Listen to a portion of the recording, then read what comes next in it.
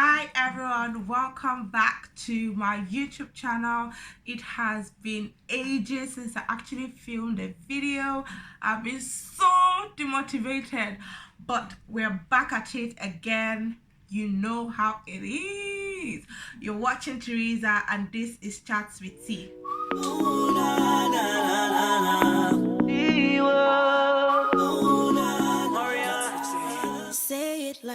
So guys, as usual, today is going to be yet another book review. I actually filmed already reviewing this book, but I was all over the place, and I feel like today I'm in the right space of mind to just get this video out.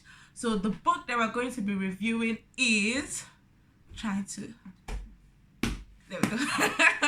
So the book that we're going to review it is To Kill a Mockingbird by Harper Lee. I don't think, like, this is a very big book. I think it's in like some literature syllables. I'm sure a lot of people have read or have heard about this book, and let me tell you, if you have not read it and you just saw To Kill a Mockingbird, dead any idea, dead any thought, any imagination of what the book is going to be like, because it is not what you're thinking, or at least it wasn't what I was thinking when I read To Kill a Mockingbird. A friend recommended this book to me, so shout out to Emeka for recommending this book, and it's actually his copy. And it took me about 3 weeks, if not a month, to read this book. I don't know why it took that long, because the book was actually a page turner. But when I just dropped the book, I wasn't ever in the mood to pick it back up. Like, just not pick it back up. I was in the mood to pick it back up because I was dreaming about it, but I was not motivated enough to actually read. I wanted to be on Netflix where I'm not doing anything. Like, you know, I'm not spending any energy. Reading, you require some level of energy. But this book was amazing. So about the author, Harper Lee was born in 1926 and she died in 2016. So rest in peace, Harper Lee, and thank you for giving us this amazing gem, To Kill a Mockingbird. She is best known for this book, and she won awards, I'm sure, for this book. So the last video that I filmed about To Kill a Mockingbird was so hard because it doesn't have a central theme. This is a direct quote from my friend Emeka. He's like, it doesn't have a central theme, just a good story and really good character development. And I feel like that summarizes the book. At the back of the book, it says Harper Lee's classic novel of a lawyer in the Deep South defending a black man charged with the rape of a white girl. And I feel like after you read To Kill a Mockingbird and then you go to the back and then you read that, you're like, it doesn't really go with To Kill a Mockingbird, you know, case about rape and a lawyer and, you know, race. So you're thinking, I don't know what to be like, and you're excited to read it, and then the book is actually, I don't feel like that is a good summary. I don't feel like if you reduce the book to race, it's good, because it was, in my opinion, just a story of growing up for a young girl, her brother and her friend. So Scout, which is the main character of the book, her brother Jem, and their friend Dale. So it was all about their adventures in back in the daytime. The book is set in the Deep South, so of America, so you can think of back in the day how they were. I was reading it in like a Texas accent, and you know why I could hear it, because Harper Lee wrote in an accent. I don't know if that makes sense. I feel like you have to be an amazing author to be able to write down somebody's accent and somebody else picks it up and knows exactly like what is meant to sound like. I didn't find myself that thrown. It wasn't like it wasn't that much of you know, those fiction that's kind of like futuristic, or it takes you to a different world like Black Mirror X. No, this, I felt like, oh, I was there, I understood everybody there, I could be them, and I thought like that was just amazing. But since the back of the book talks about the rape case, I am just going to explore the rape case, or explore the criminal case, and give a little bit of detail on some of the characters and just what was happening in that time. Spoiler alert, because the actual rape case happens like towards the end, in the middle of the book. And I'm giving the spoiler of the rape case. Obviously you are not getting the details like this in the book. The book took you on a journey, but this was a case. It was a case between a black man and a white woman, and the black man is physically impaired, so he was helping this white woman, and the white woman is like the trash of their society, like, you know, the absolute trash. She's from a trash family. She's trash herself, like, I mean, like what they'll call trash, like what white people call trash, and they were actually trash. It is what it is. So he used to help this white lady with just house chores and everything, and because as she was trash, she was kind of isolated from the society and she felt lonely. So she wanted more from the black man. She wanted sexual attention, and she tried to seduce him. Unfortunately, her dad saw, and this was a period where there was clear segregation between whites and the black, especially in the South. The black people were just black, like that's all they were. Like no matter what their personality was, black, like black was what defined them more than any other thing. So it was still like very much frowned upon to be associated with a Negro. Yeah.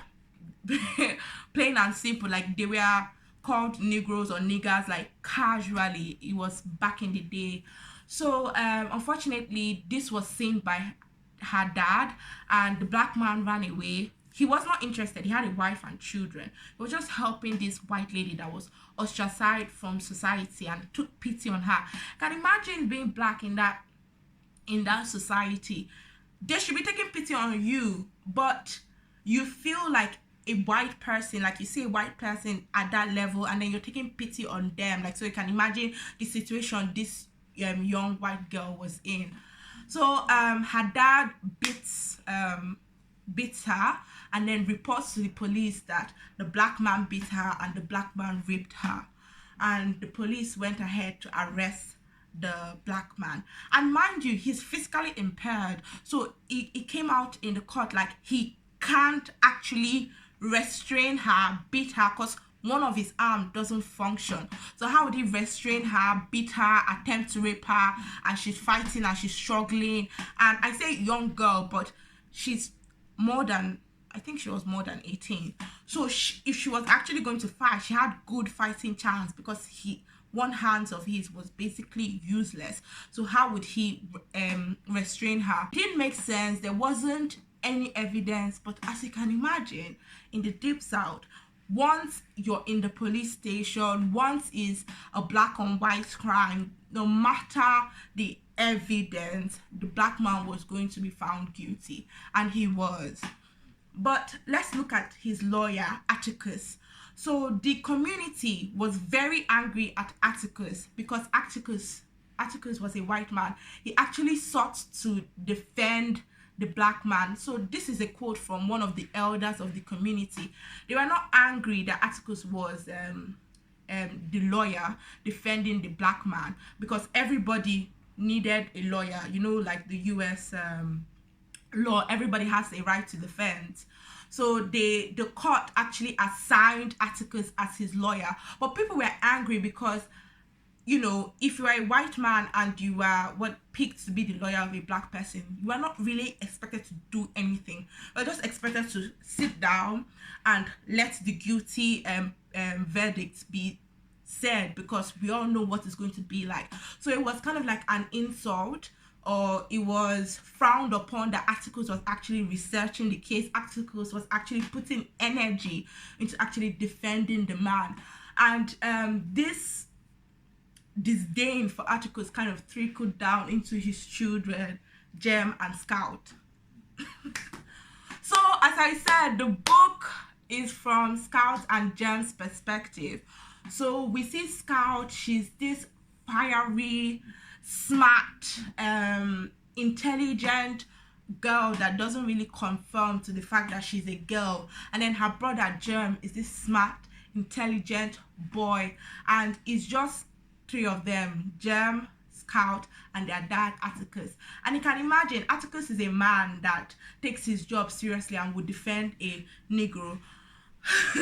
So Atticus was also the type of man that imprinted in his children that race doesn't matter, and you should look at, you know, somebody's character. He taught them a lot of things. It was his rule that whatever questions the children asked, he would answer honestly, because he felt like, oh, let's say the children came and asked him what was a whore, he would just answer them, because he felt like if he didn't, then they would want to know what a whore is, or, you know, they'll put their energy towards that word. But if he just answered it, then, you know, children, they'll forget about it and move on to the next best thing. So it didn't matter what the children asked him, he was going to answer them. He was a very good dad. He was like the perfect liberal father of today back in the day. So it was like a big thing. So Scout and Gem were absolutely wonderful characters. I love their character development. They were children, so they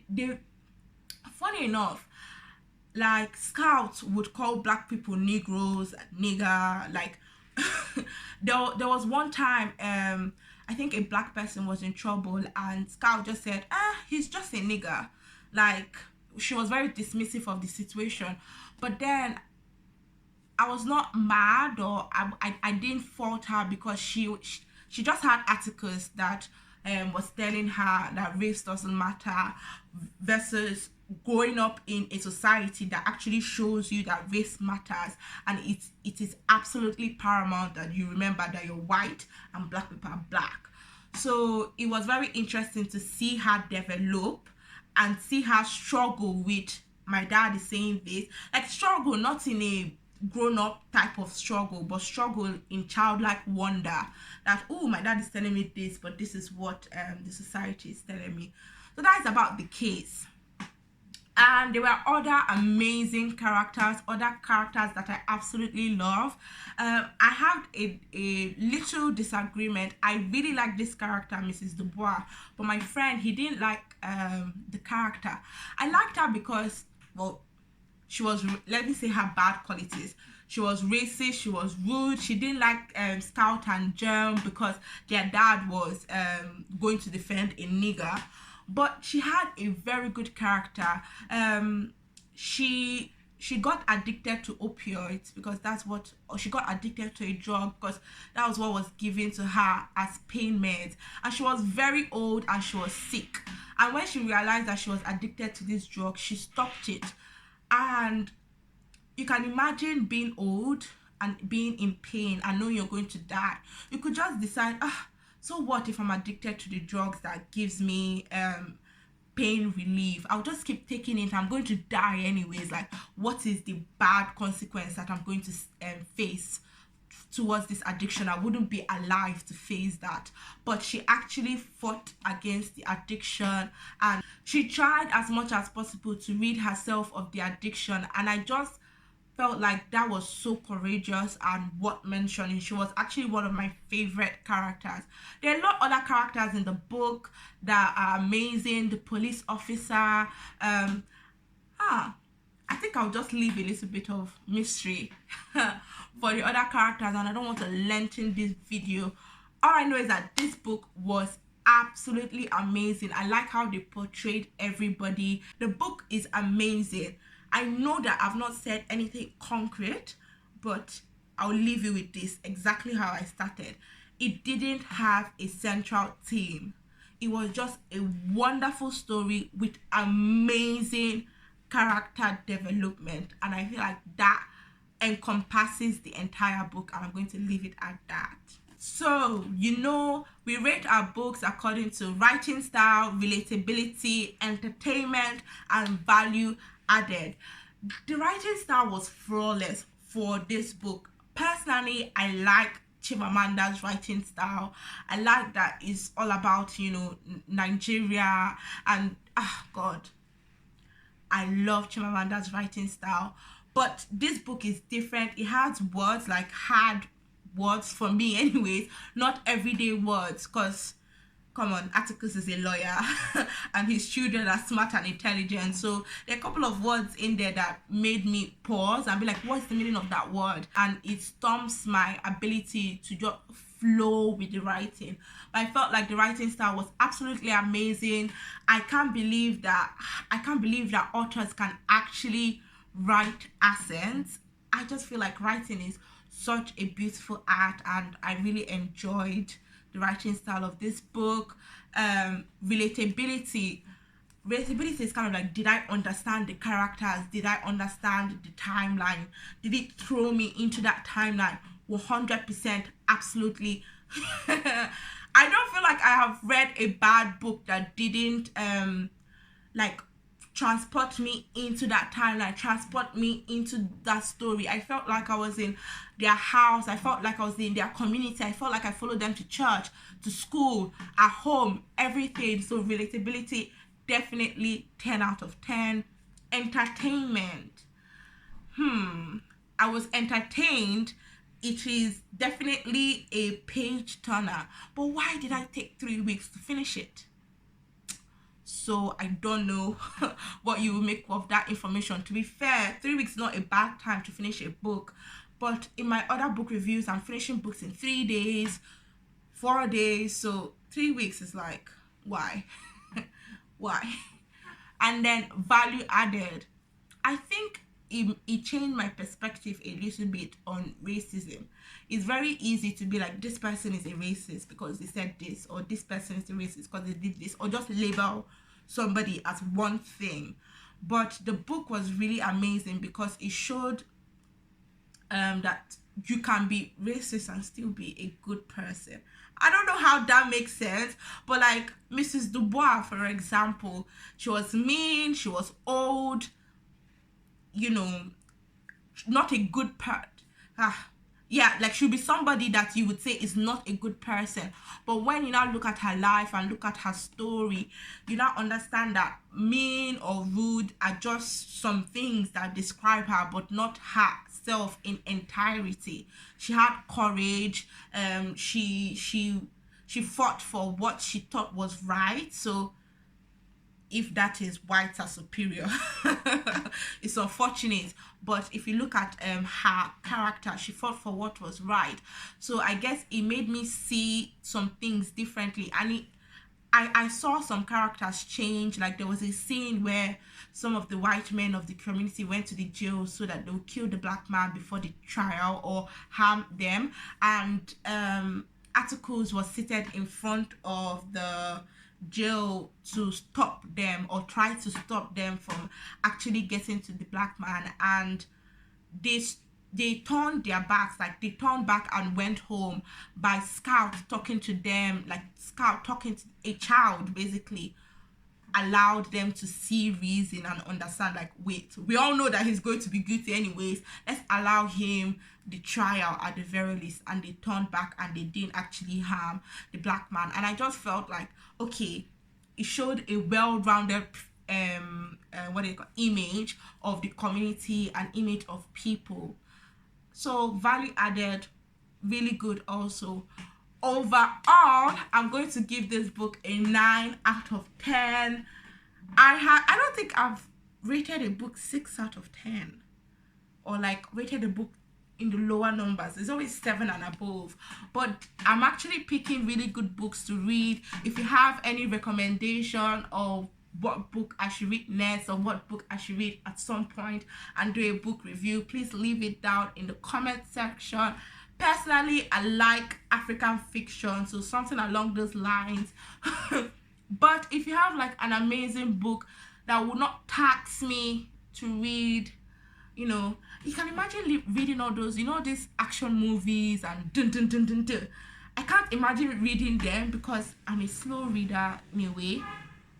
So I might not get the dun dun dun of it all. I might not be that mind blown, or to just be too complicated that I wouldn't be able to see it through the way I would watch it like fluently, if that makes sense. So if you have any book, please comment down below if you want me to review it, and like, share, subscribe, like. I don't really promote myself like that. Anyways, thanks for watching, guys. Again, you're watching Teresa, and this is Chats with T.